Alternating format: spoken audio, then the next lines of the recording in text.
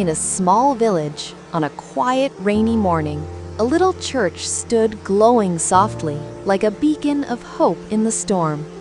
That morning, a young girl named Maria entered the church. Her heart was heavy, her family struggled, her studies declined, and worry filled her days. That morning, a young girl named Maria entered the church.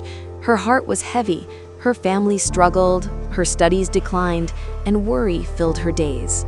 As she prayed, her eyes drifted to Brother Thomas, the old caretaker, struggling to light a single candle. Again and again, the wind blew through the old wooden windows, putting out the flame each time.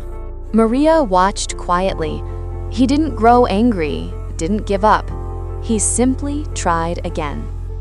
Finally, she asked, "Brother, why do you keep trying? The wind won't let the candle stay lit."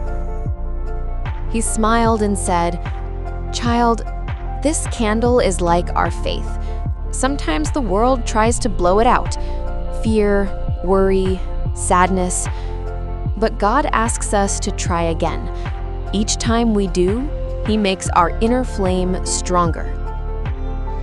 As the candle burned steadily, Maria felt a warmth fill her heart, as if God whispered, "I am with you.